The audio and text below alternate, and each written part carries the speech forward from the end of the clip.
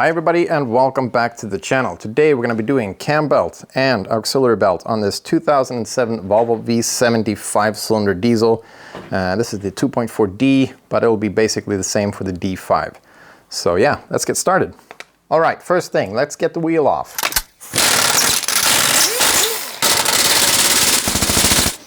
I don't know if I mentioned it, but this car has done 470,000 kilometers. So yeah, things are bound to be a little stuck. And this isn't gonna work. It's backwards. Yeah, that usually does the trick, just to whack them a little bit. Oh, it'll come loose.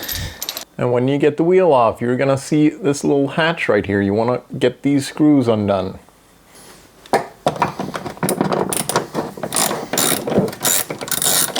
They should be 10mm, but I guess it's a 9 now.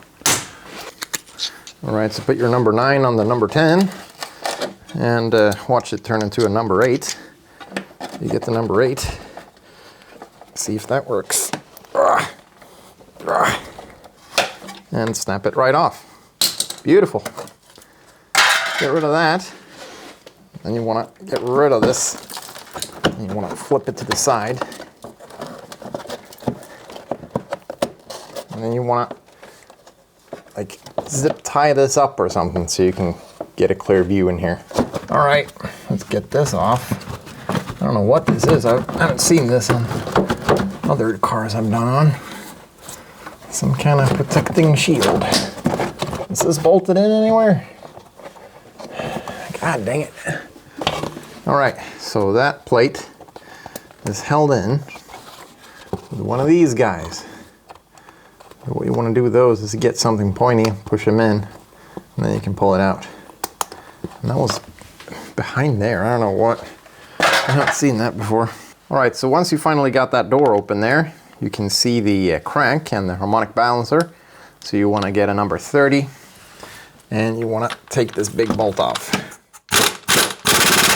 All right, so once you've gotten the bolt off, this one was very stubborn, even though it's been oiled up, so I don't know why it was on that hard.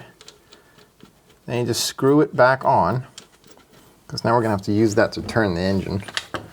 Just go ahead and put the socket on there, and then we'll go up top. So now that we're up top, we're going to get rid of the servo here, the servo canister. And you just kind of pop it out, and you pull it. What is this? That's all loose. I gotta take a look at that. You unplug it from here. Just fold this over the engine so it'll be out of the way.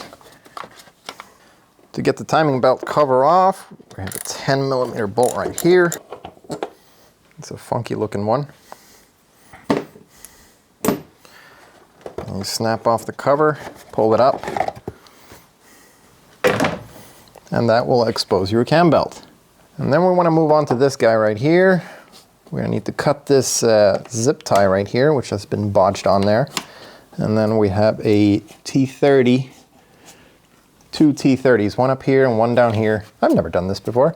T30 here, T30 here. Get this off. We'll take it from there.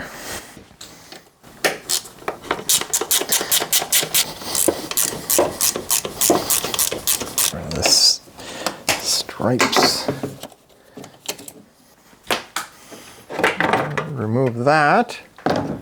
All right, so next thing is to remove this auxiliary belt, and you'll need a T60, preferably a smaller one than this, because I can't fit this and the tool in at the same time.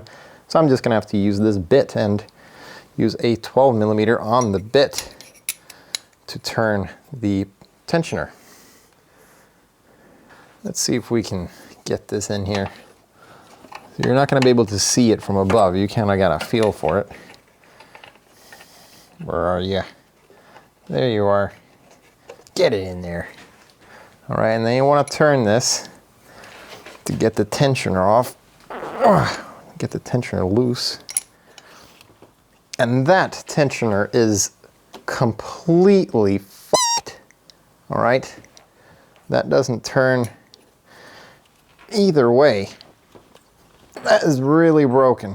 So what do you do in a situation like this? You get a knife That's what you do.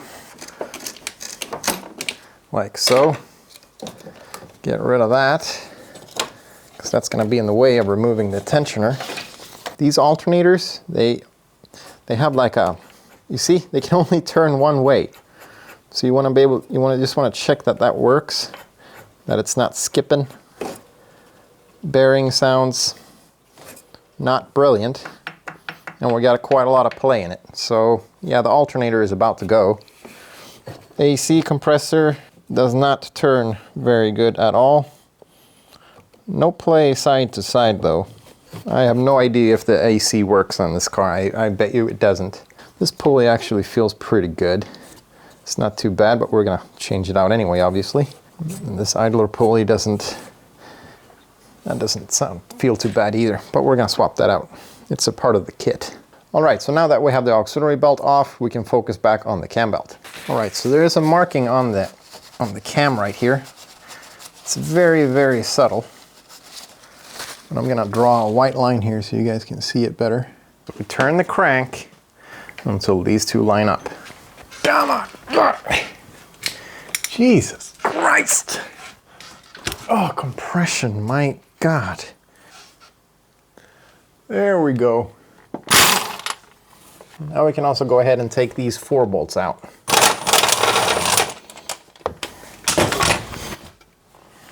Now there's just the issue of getting this thing off the hub. I want to get some WD-40 on there. Make sure you get that little pin up there, because that's usually where they get stuck. When they're up on this mileage, these can get really freaking stuck. And you can't really pry on them either because they're so soft. It's easy to break them.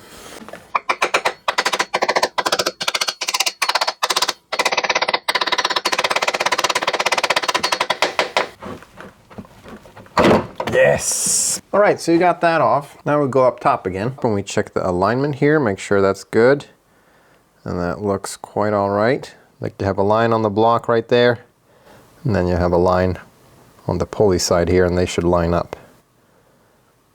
All right. Next up, we're gonna take this tensioner. By the way, the tension on this car is just way off, because it's way over here. That's not where it's supposed to be. It's supposed to be right there. So I mean, already we have issues. But anyway, we're gonna take this tensioner off right now. It's a 12 millimeter. Yes. That, it's knuckle busting time. Oh God. Oh, who the f***? Oh, you don't need to tighten it so hard. All right, Jesus Christ. Get the tensioner out. Let it fall down to the floor. Get the belt off.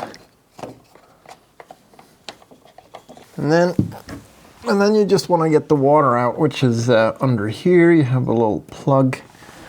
Be very careful with that plug though. If it shows the least amount of resistance, don't even try it. I usually take it all the way out.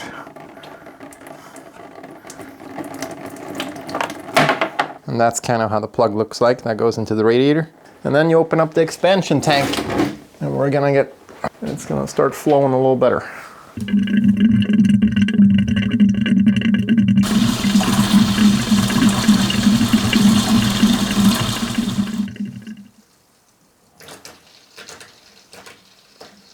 It looks red, but I can't tell because I'm so colorblind. I'm guessing red. And while that's slowly dripping out, we can go ahead and remove the water pump. And it's going to be 10 millimeter.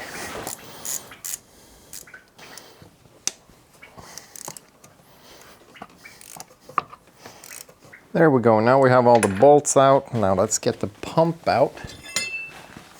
Easiest way to do that. Just try something. There you go. Wasn't in there very hard, so that's good. Try to get as much as the gasket with you as you can. It's a nice pump. It's a Volvo original pump.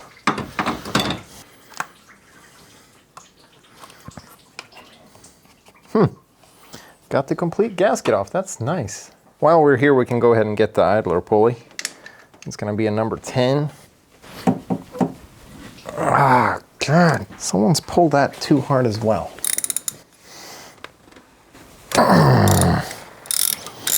Jesus. Way too tight. All right, so we finally got this pulley off. So now everything is ready to be put back together. But before we do that, let's see if we can fix this tensioner here. I'm gonna have to take that off or else I won't be able to get to the bolts that's holding it. Yeah, look at that, Torx. I already went to town on that one. All right, so Torx 55 bit, 10 millimeter wrench. I need more leverage. And you double them up. There we go.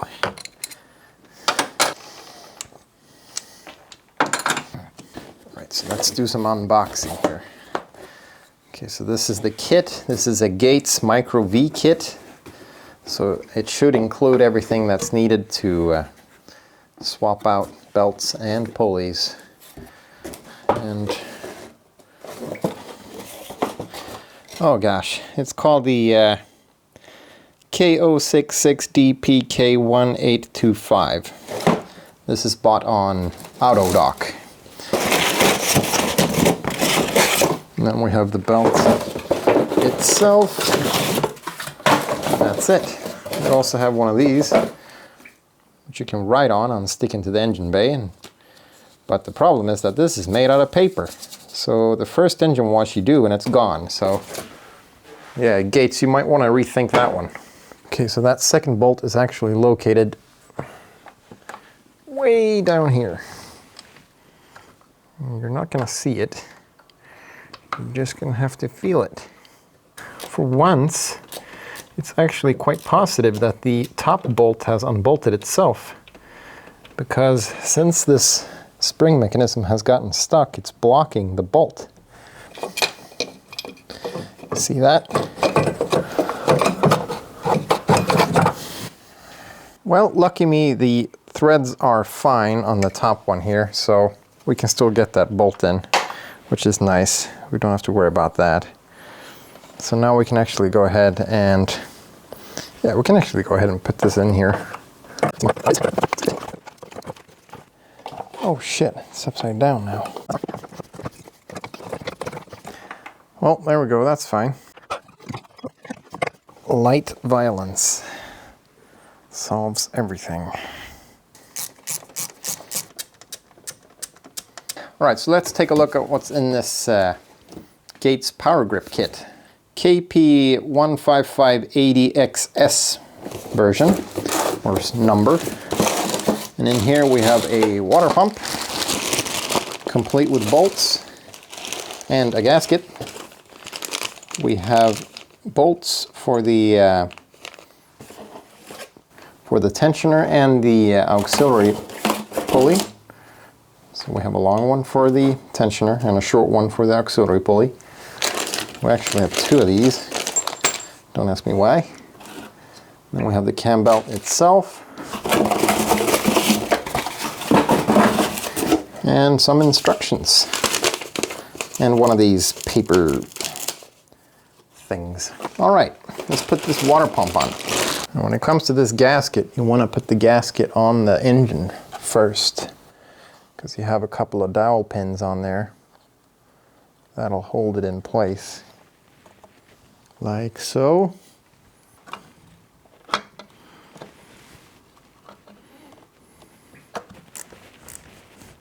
Make sure it's flush. There we go. They're all about the same. Go ahead and put our idler pulley in.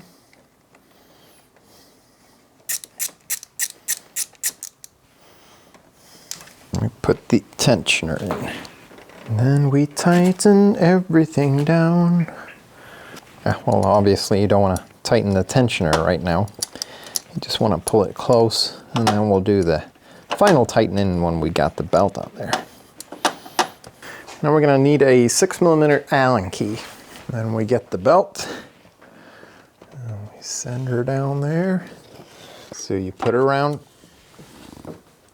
the crank, and then tighten it up on this side. And you pull it up over the cam gear. Kind of fiddle it on there. So remember that. Put tension on here, slide it on, and now we can set the tension.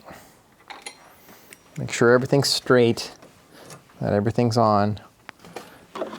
It's on down there. It's on up here. Markers are still aligned. And we can go ahead and set the tension.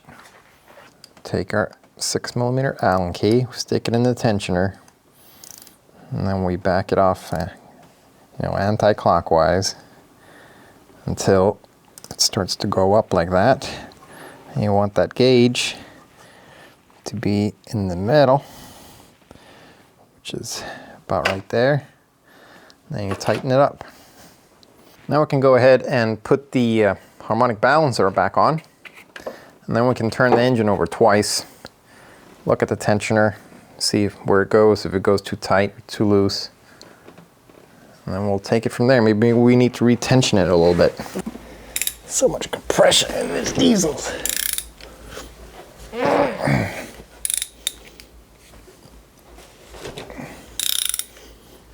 Look at the markings, and they align. So timing is spot on. All right, so the last step is to tighten this up. And then you gotta use this special tool. I have a link in the description for one of these. Because you're not gonna be able to torque this down without the engine turning, obviously. So you put this tool in here, and it will rest against the subframe when you tighten the center bolt here. So you wanna, and you gotta put these special screws in. These screws are 10mm longer than the stock ones, because this special tool builds about 10mm. So you want to get these in there. And then you just go ahead and torque this down to 300 Nm. Avoid using an extension if you can. Hang on, don't forget to remove this special tool. I've actually seen people try to crank with this thing on, and it's not a good idea.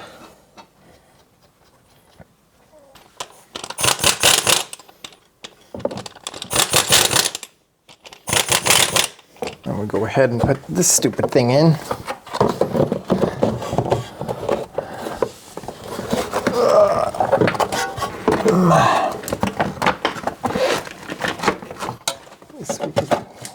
Put this on. Right, you get the belt around the crank first, then around the EC pump. Make sure those are lined up. And you go up to the servo pump. You just hold this. Actually, go ahead and put that through there. This is the tricky part. You can hold tension on it on both sides. And you put it around the alternator. There you go. So there we go. So it goes from the crank, around the AC, up around the servo, down around the alternator, up around the tensioner, down to the auxiliary pulley, and back to the crank. And then you take your T60, put it in the tensioner. You might want to use the proper tools and not do what I do, but whatever floats your boat. Then you tighten it, pull the sprint out, and you let it go slowly. That puts tension on the belt. And there you go. And then we go ahead and put our plug back into the radiator. Do not over torque it. Just pull it down with your fingers until it's snug, and then just a quarter of a turn, and that should be fine. Maybe even less than that. Alright guys, so that is it. We got the cam belt changed, we got the auxiliary belt changed. I also went ahead and put a little screw in there to tidy that up. I put the old coolant back because I have some other issues with this engine. It actually doesn't start right now, so I'm going to continue fault tracing with that. But I will probably wind up swapping that out. Anyway, I hope you guys like this video. If you have any comments, you know where to put them. And if you like this video, don't remember to give it a thumbs up. Ha det gött! Hej!